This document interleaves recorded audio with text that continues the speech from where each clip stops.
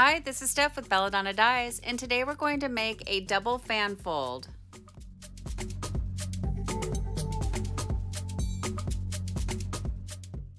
So for this project, I'm going to start by centering it using the sleeve inside the other sleeve technique. So I'm using my washable marker to mark out my center points. Now this shirt is for a child, and so it's really small. So I found it easy if I put my arm in through the neck and turn the first sleeve inside out and then push it down into the other sleeve.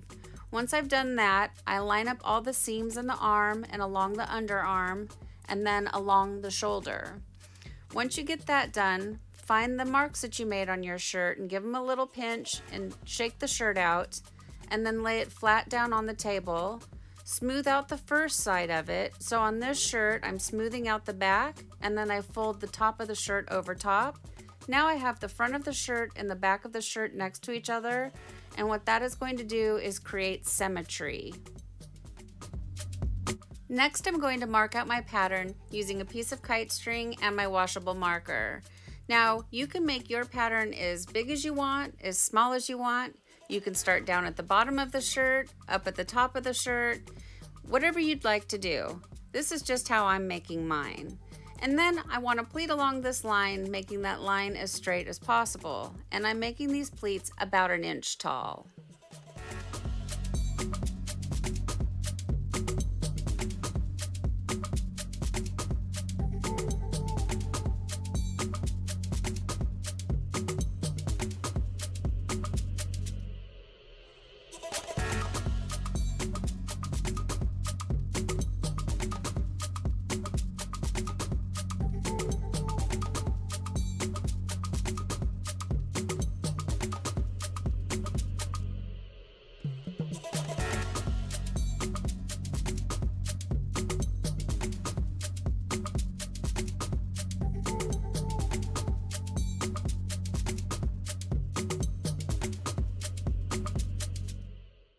For this project, I'm going to simply secure it by using my second favorite rubber bands.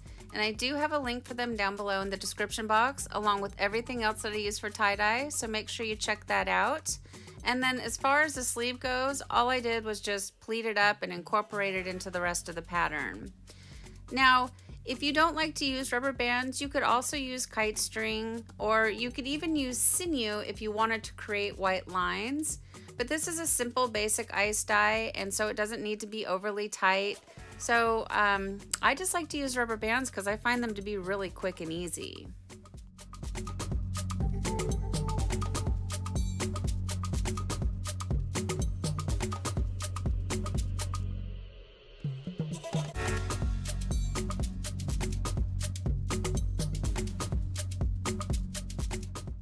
Now it's time for the fun part. We get to add the dye. And every single color that I'm going to be putting on this shirt is brand new to me. I've never used them before, so I have no idea how they're going to look. And I imagine that they're going to look pretty crazy together, but that's the fun of it. I'm just going for it and enjoying myself. Now, you need to create yourself some type of an ice barrier, and for this project, I'm using the silicone cake molds, but if you don't have them, you could also use foil or cardboard. And I've secured the whole project to my rack with clothespins. That just keeps it from moving around. And also I have the rack on an incline.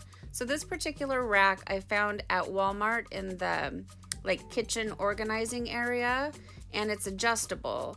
So it can be made, skinny, short or long.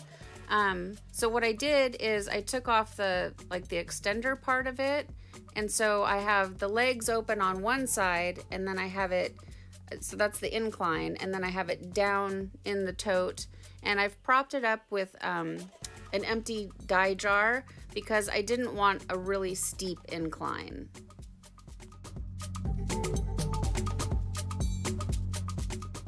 This next color, Jet Black, is from Jacquard, and I got it from Kathy Sprague over at Tie-Dye Supplies Marketplace on Facebook. She sent it to me as a little free sample so I could check it out. All the other colors are from Dharma Trading Company. And the only other time I've used Jacquard dye is in the very, very beginning. I got a kit from Michaels, It was the 3 primary colors, and I thought it was a really great product. The shirts turned out really vibrant, and they looked pretty good for a very first time. Now, I've flipped the project around just so that I can see what I'm doing easier, and I'm just repeating the dye pattern. So this is aquamarine, and then just so on, all the way up to the top.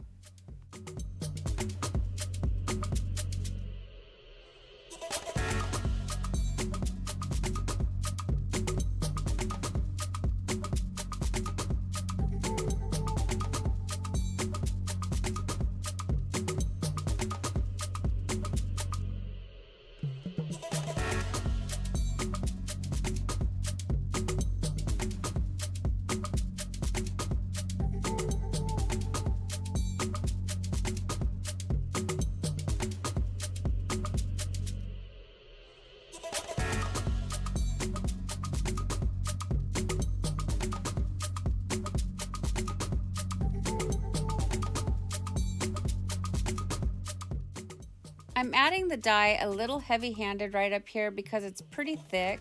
It's where the bottom hem of the shirt and like the neck and the shoulder seams and everything are all together.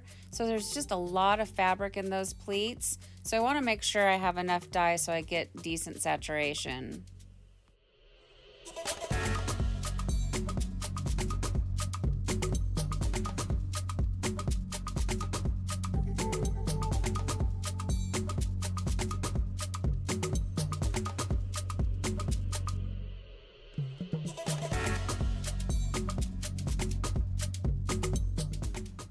Next, I give the project a quick little sprinkle of soda ash for good measure, and I pack on my ice.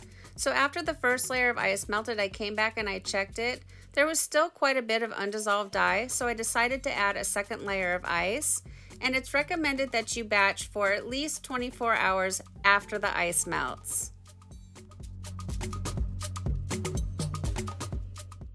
This shirt batched for the full 48 hours. It's still pretty cold at the time I recorded this, and so I wanted to have maximum vibrancy and as much of the dye to be able to bond with the natural fibers.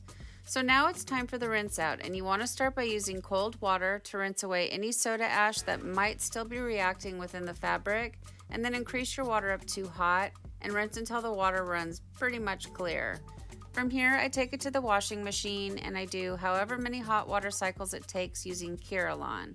And Kirillon is a professional textile detergent that I get from Dharma Trading Company. It's usually about 2 hot water cycles. And then I do a final hot water cycle using Millsoft, and Millsoft is a professional fabric softener that I also get from Dharma Trading Company. And there are links for it down below, so it'll be easy for you to find. And then I'll put it in the dryer and I'll iron it, and we'll come back and we'll see the results.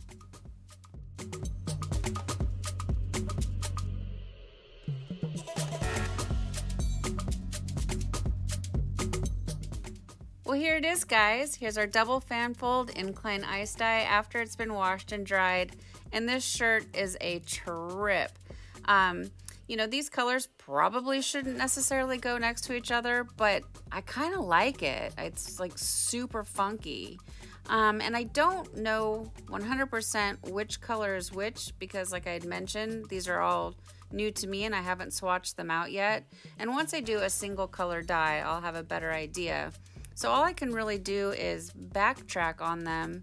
So I know that I had the underarm down in the gutter, right? So I started with aquamarine, and then I went into salmon mousse, mustard, vintage red, orange marmalade, jet black, and then it repeated back with the aquamarine.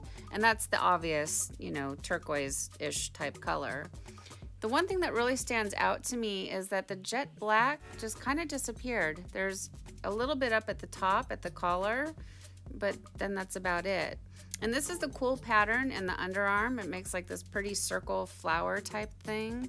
I'm glad that I had the incline going down towards the underarm because it looks like giant flower petals on the shirt. I like this shirt. I mean, the sleeves look cool. You know, the colors are just wild and totally out there. So some little person's gonna look totally rad wearing this shirt. So what do you guys think of this totally outrageous out there shirt? please leave me some comments down below.